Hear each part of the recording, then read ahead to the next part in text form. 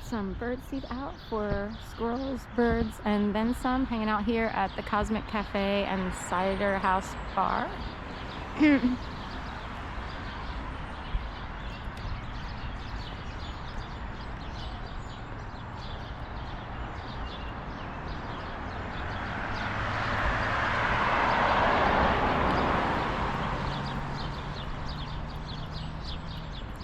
So that's Boathouse Row. Because of battery life, I didn't feel like walking up that way. So we will go this way.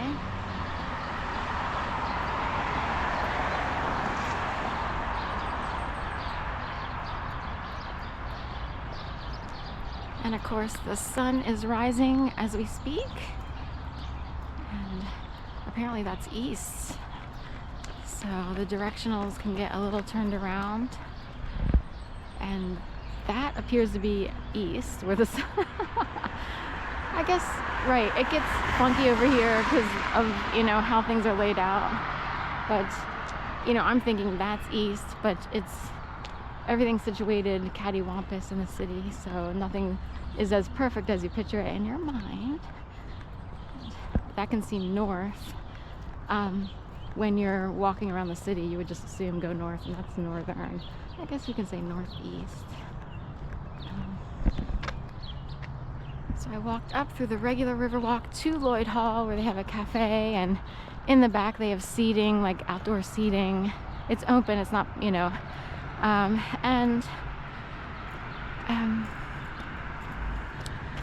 in the past I would kind of hang out on the embankment in the back, and I would feed geese. At this hour, there's not many geese, although in video 2 or 3-ish of this morning's walk, I passed 2 geese standing on the railing over the river way down closer to Locust Park, and they were honking across the river as if making a call, so I'm not sure.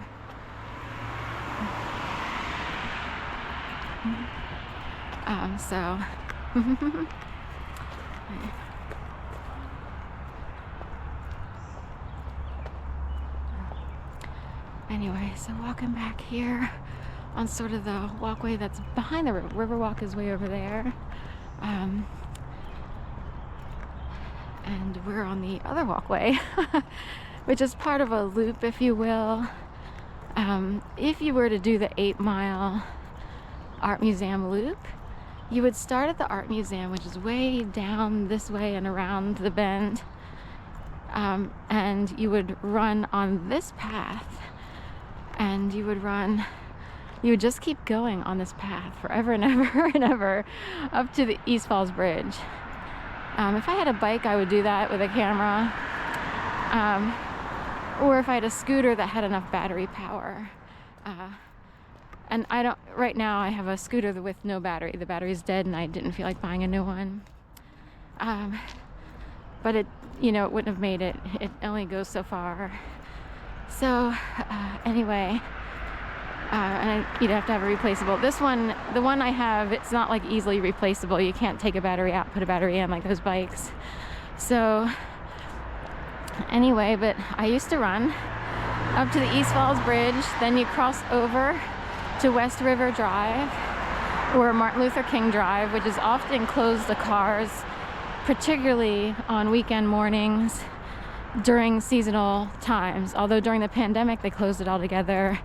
Then they redid something, so I don't even know if cars drive that way any longer. They might have closed it permanently, unless, like, recently there's been so much more traffic. I'm wondering what's reopened that's been closed since the pandemic. But East Falls Bridge, crossover, come back West River Drive. The issue is, and it's a beautiful run, the issue is, like, you never want to get stuck out there needing to go to the bathroom or anything. It can be forever before you find porta potties or an available bathroom. If you're experienced enough, you know not to eat certain things like 12 hours before you might decide, say you always do the 8-mile loop on a Saturday morning or a Sunday morning. You would probably prevent eating foods that could show up at an inopportune time within 12 to 20 hours even. That's how I just knew like not to eat certain things, and I would learn from a fellow runner.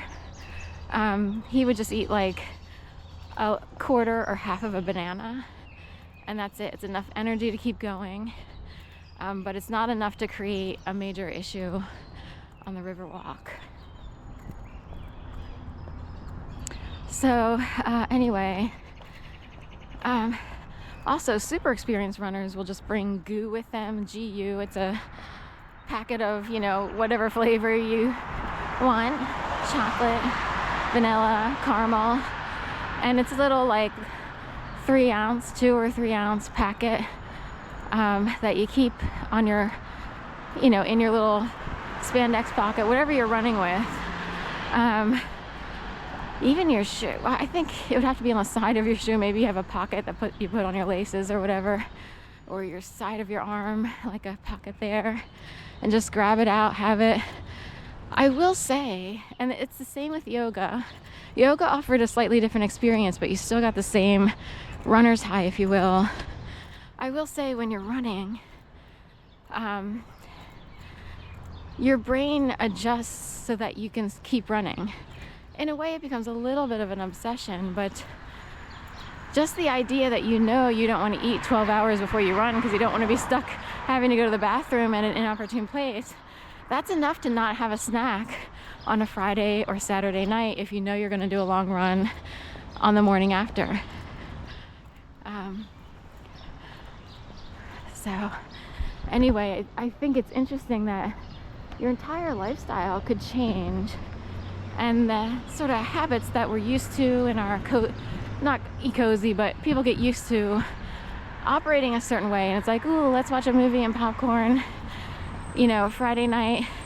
But if you are a serious runner, or one who took up running and you're kind of serious about it,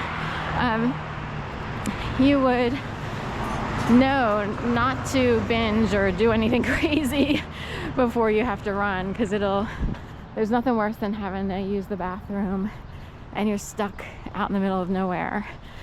And I guess they're gearing up for 4th of July already up here.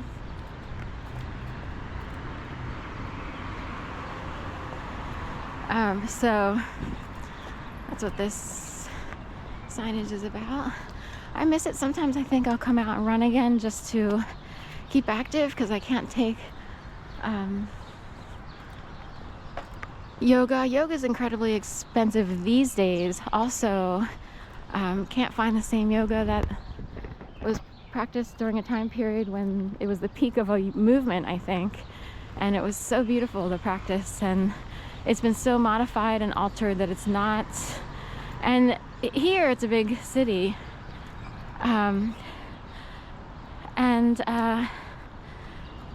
it's likely that people will come in, who are quote unquote higher up. It's hard to explain. More sophisticated. They have money. They live at higher levels of society. This actually does go on, sorry to say. Most people are kind of aware of it, but as equal as we want the world to be, but they're able to do things and present